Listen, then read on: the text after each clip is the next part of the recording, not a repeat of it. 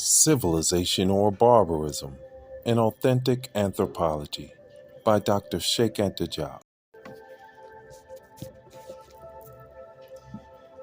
The Credo-Mycenaean civilization, the palatial type of civilization of Crete, served as the model for Mycenae, better known thanks to the deciphering of Linear B.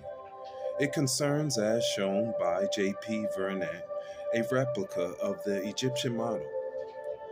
The king concentrates and unifies in himself all of the elements of power, all the aspects of sovereignty, through the intermediary of scribes who constitute a professional class rooted in tradition, and thanks to a complex hierarchy of palace dignitaries and royal inspectors, he controls and regulates in minute detail all the sectors of economic life, every domain of social activity.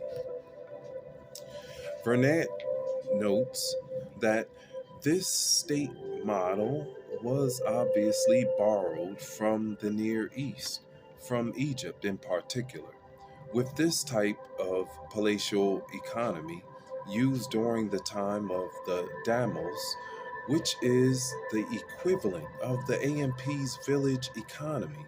There was no private commerce, therefore no development of private property.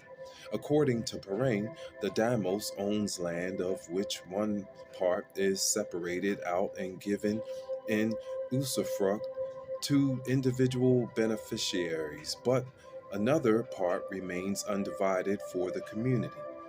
This undivided part had to be collectively exploited. Exchanges were made through bartering. The Damos was subjected to diverse fees by the palace, of which a functionary seems to preside over the college of operators that manages it. The slaves and cattle of the Damos were collectively property, thus the slave existed but only marginally and patriarchally. This was not a question of an actual slave regime. Perrin underscores again how belatedly Greece imitates the Egyptian model through the Cretan one, which most probably came forth from it, as we will see. The first Cretan palaces, Sinosis, Phaetos, Malea, date back to 2000 to 1700 BCE. The epic of the Second Palaces begins around 1700 BCE. However, at Mycenae, he says the underground tombs are dated between 1580 and 1500 BCE, and the Mycenaean civilization really begins in 1450 BCE.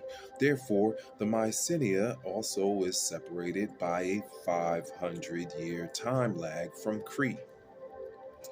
There is the same time lag for the Hittites, who would have arrived in Asia Minor in 2000 BCE, at the time when the first Greeks reached Greece, but it is only around 1600 BCE that the first Hittite empire is built, which will last until around 1450 BCE. The second Hittite empire is contemporaneous with the apogee of Mycenae, 1450 to 1200 BCE. A fact that did not catch Perrin's attention must be pointed out here.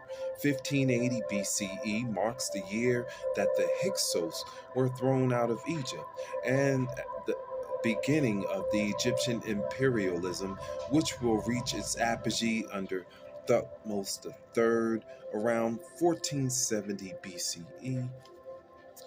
We'll just pause right there. Continue back with civilization or barbarism.